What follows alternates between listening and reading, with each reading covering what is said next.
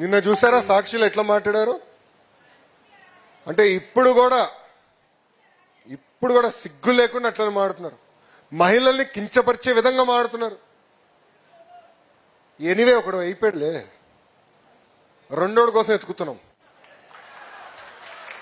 దొరుకుతాడులే. మహిళల్ని అవమానించిన ఎవడు పారిపోయే ప్రసక్తే లేదు. పట్టుకొచ్చి బండకేసి కొట్టి లోపలేసే బాధ్యత మన ప్రభుత్వం తీసుకుంటుంది. ఒక బ్రోకర్ ఉన్నాడు అక్కడ, వాడి పేరు నాకన్నా మీకే బాగా తెలుసు. ఆ బ్రోకర్ గారు ఈరోజు లేచి మాడుతాడా మహిళలు కించపరిచేదంగా? ఉంటుందిరావే, ఎక్కడ పోతారు? మనం కార్యకర్తల బాధ ఉంది, మొదటి రోజే బతికెళ్ళచ్చు కదా అని, మొదటి రోజులో బొక్కలు వేయచ్చు కదా అని. అది 2 నిమిషాలు పని తల్లి.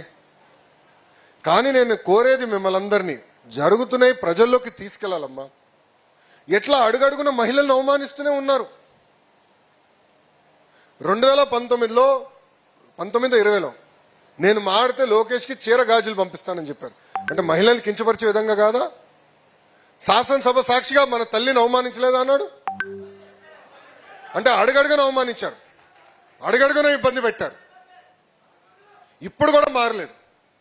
కానీ అదే తెలుగుదేశం పార్టీలో ఎవరన్నా భారతిరెడ్డి గారి గురించి ఒక్క మాట అటు ఇటు తూలితే ఇమ్మీడియట్ గా మన యాక్షన్ తీసుకుంటాం.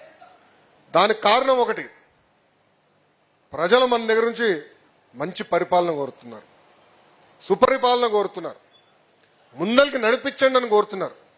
వాళ్ళు చేస్తున్నారు కనుక మనం కూడా చేస్తే వాళ్ళకు పట్టిన గతే మనకు పడుతుందని దయచేసి కార్యకర్తలు ఆలోచించమని కోరుతున్నాం.